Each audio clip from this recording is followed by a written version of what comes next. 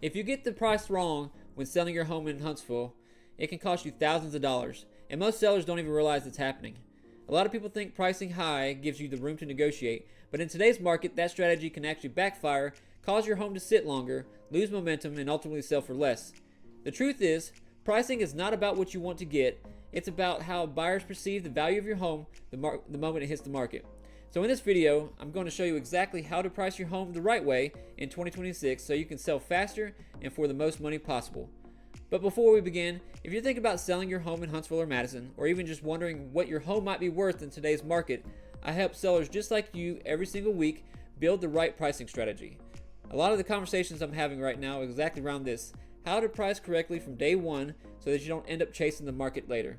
If you want help analyzing your home, looking at the data, and building a strategy that works in today's market, the best way is to click the link in the description and schedule your strategy call today. Right in on how to price your home right in Huntsville in 2026. This is why pricing matters so much right now, because buyers are way more price sensitive than they've been in the past. There's a couple factors behind this. One of it's interest rates. They know they're going to be paying more than they would in previous, so they're not willing to spend more money like they were in 2021. There's also more inventory, and this allows buyers to be more selective on different properties based on price. Where, if something is just out of their price range, they're not willing to go that way just because of factors like interest rate, and they'll just move on to another property that's within their price range. Overpriced also equals overlooked. They're just gonna stop. You're just gonna scroll, swipe right or whatever. They're not gonna look at it. They're not gonna come see it in person if they feel that it's overpriced. And then right price equals leverage. This gives you the demand that you need to get buyers into the house, and if these buyers feel like there's demand and there's urgency involved, they're going to compete for it, which could possibly mean multiple offers, and then you also have the negotiating power if it's priced right. So this is why it's so important right now to price your home right when you're selling. All right, the biggest misconception when it comes to listing a house: we can always come down on price later. That is the farthest thing from the truth right now. For one, if it's overpriced, like I said, buyers aren't going to look at it. They're not going to come see it. And as that house sits there over time, there's a slide later on that shows what happens when a house sits. You're going to lose that momentum. That momentum that you would have if the demand and urgency when it first comes on the market, because buyers see something that's priced good, and they're going to be like, oh man, I've got to go look at it. So another thing that happens is, like, when it's overpriced, you're going to have less traffic. People aren't going to come. Like I said, if they see it overpriced online, why would they come look at it in person? I have already said it once. Buyers will skip it online. And then the reductions that happen because it's overpriced will end up backfiring. Sometimes, like if you were to list it at, instead of listing it at $395 where it should be, you want to list it to try to get more at $405. One thing that does is it cuts down the number of buyers that are going to see it, because some buyers are going to put $400,000 and below, and so you've already cut your buyer pool in half. And then when it sits there a long time, you're going to reduce it to 401 and then 400,000, and then it's going to continue to sit, and then you finally reduced it all the way down to 391, and then somebody offers 391 when you could just put it on the market for 395. Buyers are going to be like, man, that's a good price for that property. It's right where everybody else has been selling for, so I'm going to put it off. You might have multiple offers on that. So you end up selling it for less than you would if you just put it on the market right where it should be. Okay. How buyers search for a home. Right now, 95% of buyers begin their search online. They end up doing it on Zillow, Realtor.com, on their agent's website, but it all starts online. And so pricing matters. Small differences. So like what I said right here, 405, it hides you from buyers that are capped at 400,000. A 399 900 price captures an entire different market pool, so you want to be sure to have that in mind when you set your price. Alright, the first 7 to 14 days are critical. Day 1 listing goes live. Active buyers are notified instantly. Days 2 through 7 are peak showing times, first impressions, and this is also when, like I've said, my 4 factors when it comes to selling a house, but it has to be priced right, it has to look nice, and it needs to be available those first 2 to 7 days at least to be shown at any time anybody wants to look at it. So, not 10 o'clock at night, but anytime during the day it needs to be available. Days 8 to 14, that's when your momentum window is closing. Urgency starts to fade. Buyers are realizing that there's not as much demand for that property, and they're going to kind of start laying off. Day 15 plus, buyer skepticism has kicked in. They're like, why is it still on the market? And they might go look at it, but they realize that it's overpriced, and that's probably the reason why. And so that's just the window of when buyers start losing interest in a property, and it's usually because it's overpriced. All right, what happens when a house is overpriced? So stage 1, there's 4 stages. Stage 1, fewer showings, buyers skip it online. Stage 2, longer days on the market. There's that stigma that starts to build. What's wrong with that house? And then stage 3 is reduced urgency, and this is when buyers are waiting for the price to drop, and they're usually waiting for it to drop below where you should have priced it to begin with. And then stage 4 is when price reductions are required, which can lead to a lower final sales price than you could have got if you were to price it right to begin with. We're kind of not in this market anymore like we were in 2021, where you can put it on the market at any price and get multiple offers that are over asking or over listing price.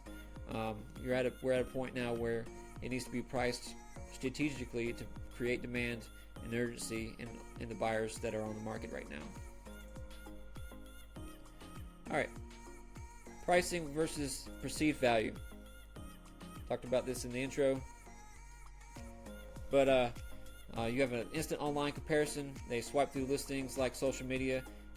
Your home must win the first impression when it comes to pricing and the way it looks. The condition of the home also creates the value. So if you're trying to list a $400,000 house, and because of the condition of the house, it's really about $375, buyers are going to see that, and they're not going to want to offer,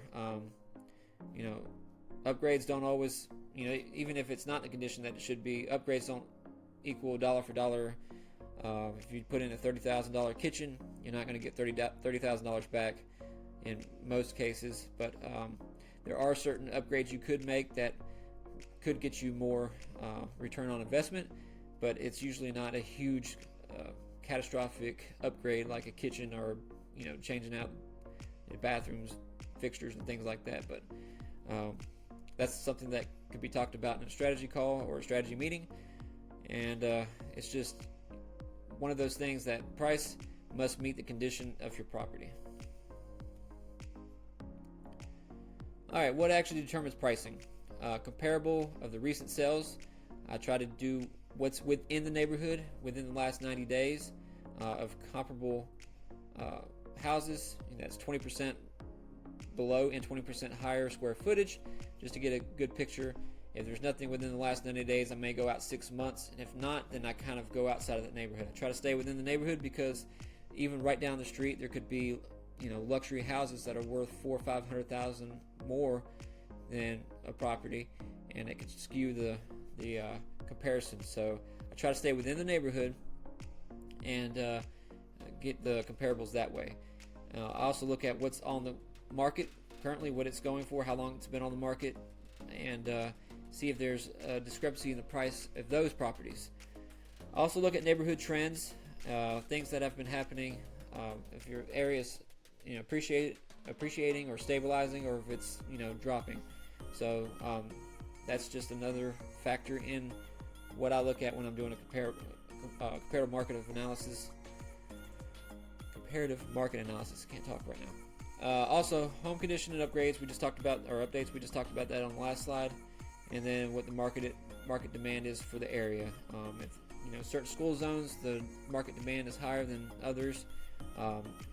Amenities for that neighborhood, what's around that neighborhood, shopping, grocery stores, things like that. Those are the type of things that drive market demand. All right. Pricing strategy creates demand.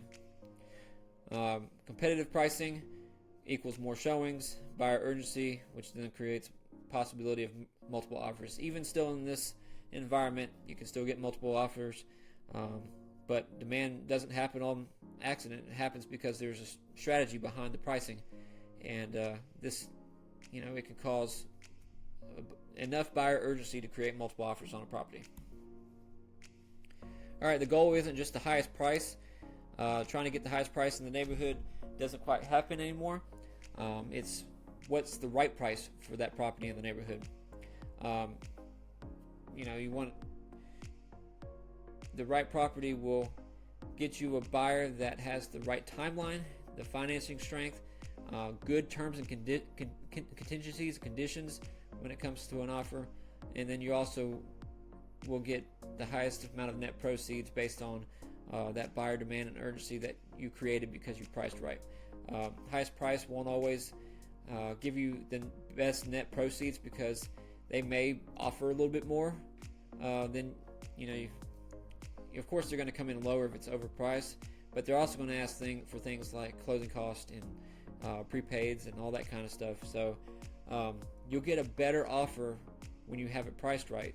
These 4 things here on the screen are things that will happen when it's priced correctly.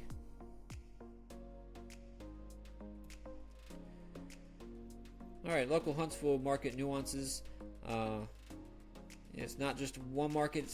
There's micro markets all over the place. Harvest is different from Madison. It's different from Owens Crossroads, Hampton Cove. So there's different market demands for each of these different areas. So there's neighborhood behavior. Each neighborhood has its own absorption rate. They have their own buyer profile and price sensitivity. New construction. If a neighborhood is been there for a while and there's a new construction neighborhood across the street, that could cause you to have to lower the price a little bit to compete with those brand new properties that people will pay a little bit more for, just because it's newer and it's they're the ones that are building the house. Relocation demand. Redstone Arsenal. Anybody coming here, certain areas are going to be in a higher demand. If people have kids, usually the case is they're looking for something in Madison City. That's not always the case, but it seems to be more family oriented, school zone specific. If most agents are going to recommend that, and then hyper local expertise. An agent who knows your specific neighborhood and its trends is worth far more than a generic algorithm. There's agents that work in a farm. They know that farm like it's the back of their hand. They know the numbers. They know what the trends are for those neighborhoods and where they should be priced. So you need to find an agent for an area that works that area regularly, so that they usually know what's going on and can price a home right. All right, why Zillow estimates can mislead sellers. I think at this point we've realized that estimates are always off. They're either way up or way down. Very rarely are they kind of on the spot because they're looking at a wider area. Like I mentioned earlier, they're looking at that neighborhood that's next to yours. That's $400,000 or $500,000 more, and that factors into what their estimate is. They don't know that it's a different neighborhood and a different, completely little market, and so that's why a local agent is always going to be more accurate than what's on Zillow, because they can differentiate between those two neighborhoods and say, hey, that's not an actual comparable house. That's they don't compare. So they try to keep everything within the neighborhood, and Zillow does. They try to keep everything in the neighborhood, and Zillow doesn't. They just, they have their own algorithm that most of the time is way off. All right, common pricing mistakes that sellers make. Price emotionally. You've lived there a while, 10, 15 years. You've made so many memories in that neighborhood or in that house, but that doesn't always equate to a higher price. It's just, unfortunately, it's driven by market statistics, and so you got to try to be non-emotional about the price that you list your house at, and you should create enough demand that you won't get way less than you think that you're going to get. Using outdated comparisons, another one. Something that happened 18 months ago is not what's happening now, and so the most current data is what's needed. There's still a lot of houses that are being sold, and so there is a good price point that's set by the comparables in the last 6 months. And then you also ignore the competition. If you have two houses on your street that are for sale, and you try to price it $20,000 over, that's people are going to look and go, those are way lower than that one. Why would I even look at that one? And then you're trying to chase the market with reactive price reductions. We've already told how that can seriously hurt your net proceeds. But these are the common mistakes that sellers make. All right, signs your home is priced wrong. Little to no showings, some interest without offers. Comparable homes in your neighborhood, say you have two houses on the street that are priced $20,000 below and they're selling faster. It's pretty obvious that your house is overpriced. And then repeated negative feedback. I try to get feedback. There's a lot of buyer agents that don't give feedback, but when I get some back, one of the things I always say, how's that price? Is it good? If they say too high, then that's something that I need to start. If I hear it multiple times, then I really need to start working with the seller to say, hey, we need to reduce this. But I try to price to where that's not the case. It's usually something that's, with listings I've had recently, it's been something like the backyard's too small, or the layout wasn't right, or wasn't open enough. I think I've done a pretty good job on pricing properties right. That's never the case when it comes to feedback. But if you get negative feedback on the price, there's a problem. All right. What happens when you price a home correct? More traffic early, better quality buyers, you get stronger offers and smoother negotiations. It's very easy once if it's priced right. You get the right number of people in the house, and the more people that come in the house, more buyers, the more likely you are to get a good strong offer. And if it's not overpriced and they're not trying to get a whole bunch over on you, then negotiations are smoother. I mean, they're not going to be asking for $10,000 to $15,000 in closing costs and stuff if it's priced right. They know that there's demand, and they'll give you a good offer. All right, right pricing mindset. We've talked about this emotion-driven approach. My home is worth more because I love it. Let's test the market. Those are always one-way tickets to an overpriced house. Strategy-driven is think like a buyer comparing homes online. You want to focus on the current market data, not past expectations. It just creates a demand instead of testing. Testing can lose you a lot of money. It's more about creating that demand. All right, pricing strategy checklist. These are the things you should do, or an agent should do for you. These are things you need to be aware of and ask your agent. But you want to say, can you show me the recent comparables for this neighborhood within the last 60 to 90 days? I always do a comparative market analysis, and I show them the actual properties, pictures. It's a long document, but it shows them why I'm pricing this house, why I'm pricing your house, where it's at based on what's sold in the area within the last 90 days or so. And then you want to analyze the active competition. If you have houses for sale in your neighborhood, you need to see what they are, how much they're selling for, what that is, price per square foot, to give you a ballpark idea, and then try to go from there. And then you want to understand buyer search behavior. Like I said, you want to stay within under a certain price point. You want to stay, because you cut your pool in half if you go over a certain limit. You want to strategically place that price where you get the biggest pool of potential buyers. Let's see, we've kind of positioned the home strategically. We've talked about that. And then you want to launch with strong marketing. Like I said, professional photos, targeted exposure online, and you just want to create the best presentation when it comes to being online, so that they come see your house in person. Alright, thinking about selling your house, you can give me a phone call. Phone number is at the bottom, 256-542-0226, or you can click the link in the description and schedule a strategy call. We can go through all this whole process on pricing your home, so that you know what you could possibly get if you were to sell your house. And for the next video, I'll go over the exact marketing plan that gets your home sold fast and for top dollar.